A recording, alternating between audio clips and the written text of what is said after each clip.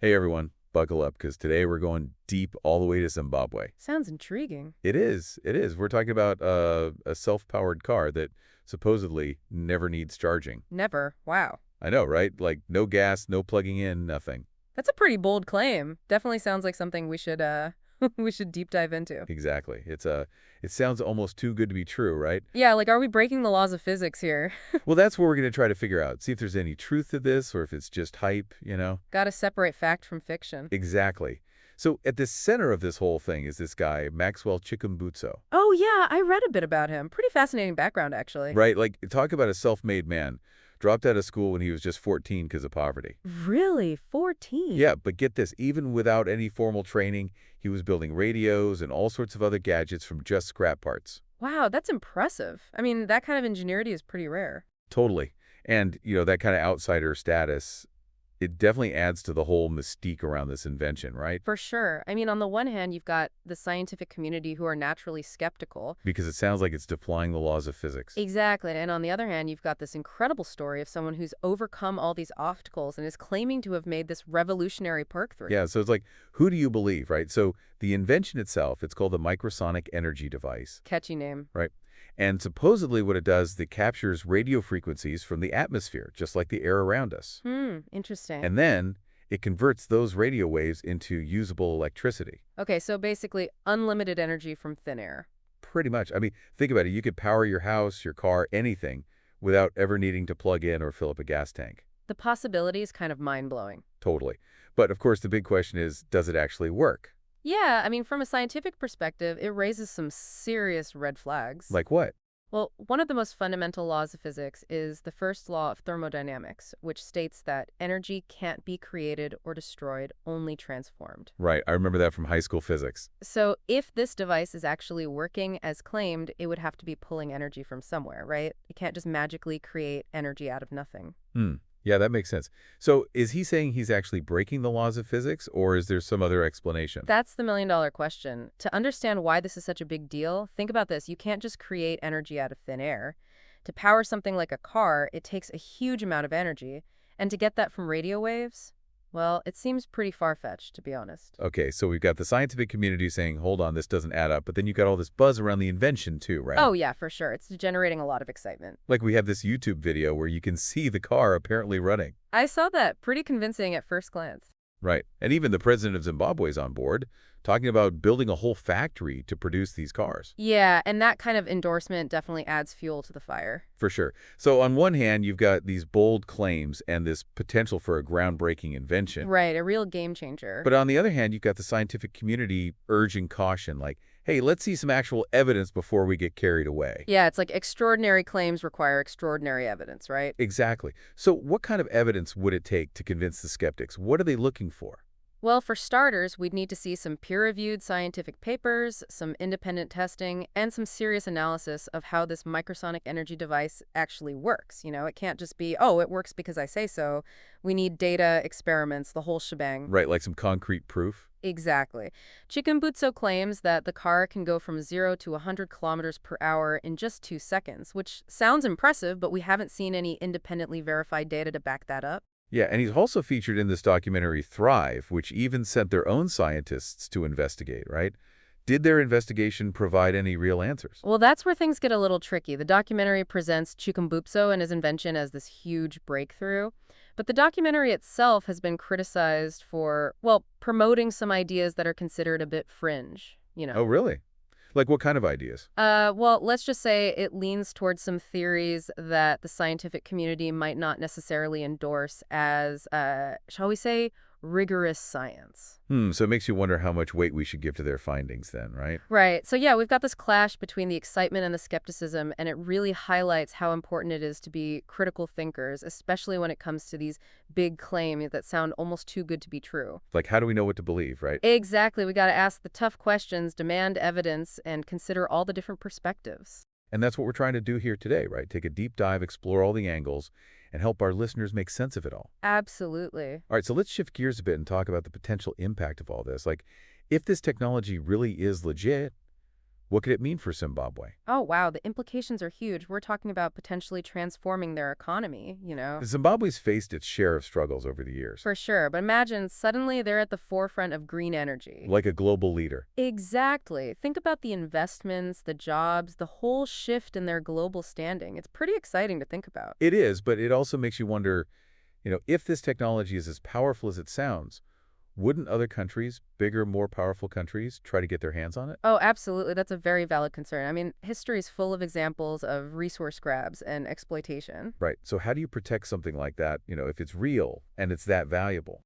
That's a tough question. It would require some serious strategic planning on Zimbabwe's part, and honestly, even then, there are no guarantees. It's a bit of a double-edged sword, right? This incredible research tool, but also the risk of being taken advantage of. It's a lot to consider. For sure. It's not just about the tech itself, but the whole geopolitical landscape it throws into. Yeah, it's like we're talking about the future of energy, the future of Zimbabwe, and maybe even the future of the world, all wrapped up in this one invention. That's a great way to put it, and it reminds us that innovation doesn't happen in a vacuum. There are always these ripple effects, these unintended consequences that we need to consider. Absolutely. So let's get back to the invention itself for a second.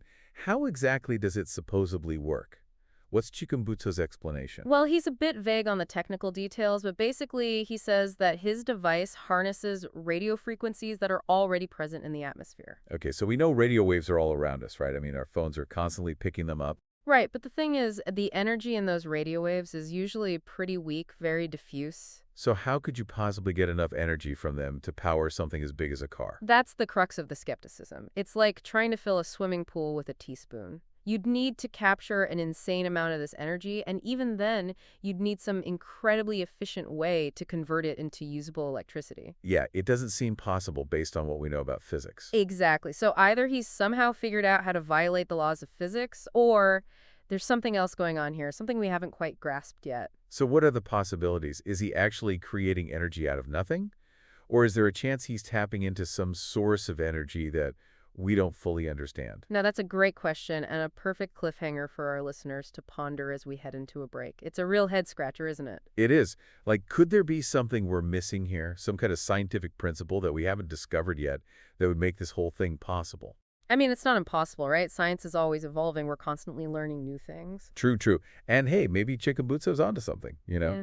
Even if this particular invention doesn't pan out, it does make you wonder about other scientists and researchers out there who are exploring these alternative energy sources, things that sound like science fiction now, but could be game changers in the future. Oh, absolutely. The search for new and sustainable energy is a huge focus of research all over the world. What kind of stuff are they working on? Well, you've got some brilliant minds tackling things like fusion energy, trying to harness the power of the sun in totally new ways, even exploring something called zero-point energy. 0-point energy. What's that? Oh, it's this theoretical energy field that's like everywhere in the universe. Whoa. The idea is that even in a perfect vacuum, at the absolute zero of temperature, there's still this tiny bit of energy present because of, well, it gets a little complicated, but basically the fluctuations of quantum fields. Sounds pretty mind-boggling. It really is. And while it's still super theoretical, some scientists believe that if we could tap into this zero-point energy, it would be like an unlimited source of power. Wow, that's incredible. Makes you wonder if Chikumbutso might be on the right track. Maybe his explanation doesn't quite fit with our current understanding of science, but maybe he's just ahead of his time. Like a modern-day Tesla or something? Right, like those inventors throughout history who were ridiculed at first, but then turned out to be right all along. Yeah, think about Galileo, right? He was persecuted for saying the Earth revolves around the sun. Or the Wright brothers, everyone told them human flight was impossible. Exactly. So who knows, maybe Chikumbudzo will be vindicated someday too. I hope so. But it also makes you think, like, how do we, as regular people who aren't scientists, how do we navigate all this information, especially when it comes to these extraordinary claims, things that sound almost too good to be true? That's the big challenge, isn't it? Especially in today's world where we're bombarded with information from all sides. Yeah, like, how do we know what to believe? Well, one key thing is to develop those critical thinking skills.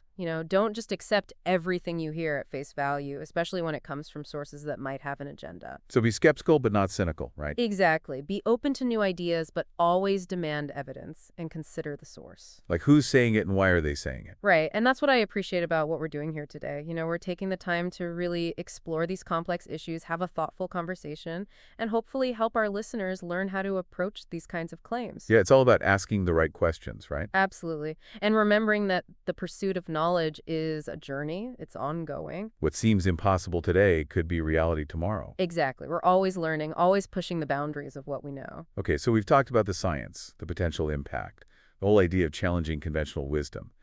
But there's another layer to this story that I find really interesting, and that's the social and economic side of things, particularly for Zimbabwe. Yeah, for sure. We touched on the possibility of them becoming this global leader in green energy, but what about the potential downsides? Exactly. Like every coin has two sides, right? Right. Whenever you have a technology this potentially disruptive, there are always those unintended consequences. Like what?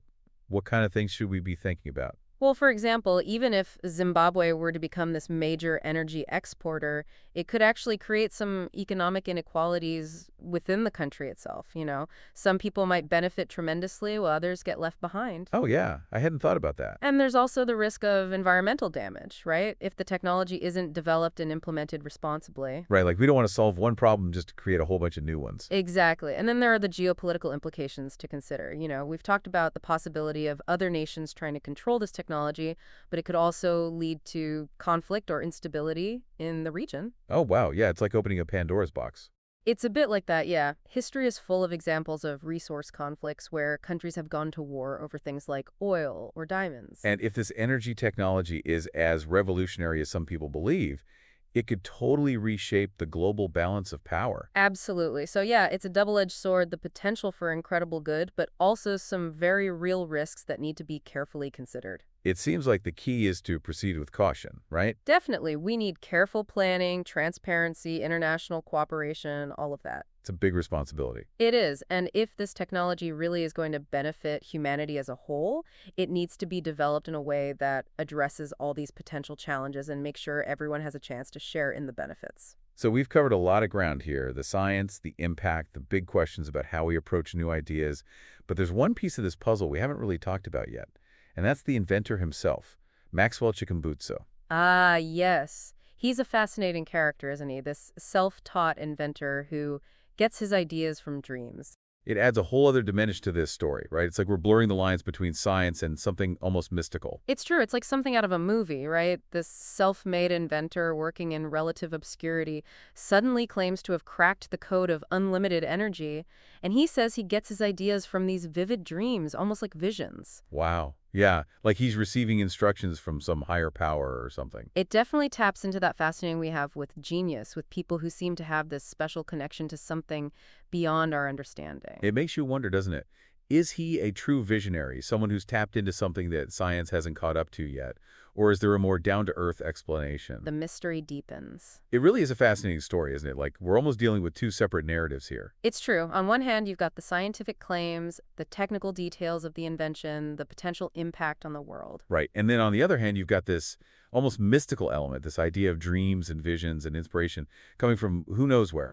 It's like, how do you reconcile those two things? Exactly. And it's not just Chikumbudzo, right? Throughout history, there have been all these stories of groundbreaking discoveries and inventions that were supposedly inspired by dreams or intuition. Oh, yeah, absolutely. Like, didn't the structure of the benzene molecule come to August Kikule in a dream? I think I remember reading something about that. And wasn't the sewing machine also inspired by a dream? Yeah, Elias Howe, the inventor, he dreamed about being attacked by spears that had these weird holes near the tips. And that gave him the idea for the needle design. Supposedly. It's amazing to think that some of our greatest advancements might have actually come from the subconscious mind. It really makes you wonder what else is hidden in there, right? Like, what other secrets are waiting to be unlocked? Totally.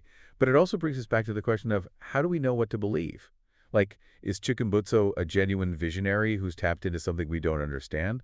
Or is there a more rational explanation? That's the million-dollar question, isn't it? It is. And I don't think there's an easy answer. Definitely not. But I think one of the key takeaways here is that we need to stay curious, stay open to new possibilities, but also keep that critical thinking cap on. Be skeptical but not dismissive, right? Exactly. We can acknowledge that we don't have all the answers and still demand evidence and scrutinize claims. And maybe that's the most important lesson here, right? It's not about blandly believing everything we hear or shutting down anything that sounds strange or challenges our current understanding of how things work. It's about finding that balance. Like being open to the idea that maybe there's more to the universe than we currently know. Right, but also recognizing that just because something sounds cool or inspiring doesn't automatically make it true. We have to keep asking questions, keep digging for evidence, and keep having these conversations. Absolutely. That's how we move forward. That's how we learn and grow as a society. Well said. And even if Chikumbutso's invention turns out to not be what it claims to be, it's still a fascinating story that raises a lot of important questions. For sure.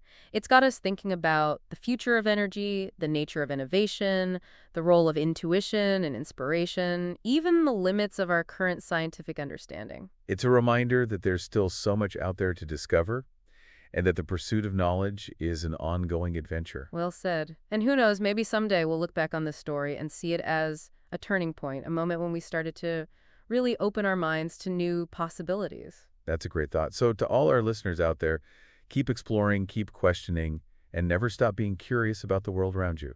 And hey, maybe you'll be the one to make the next groundbreaking discovery. Maybe it'll even come to you in a dream. Stranger things have happened. That's for sure. Thanks for joining us on this incredible journey. Until next time, keep those minds open and keep searching for those answers. See you next time.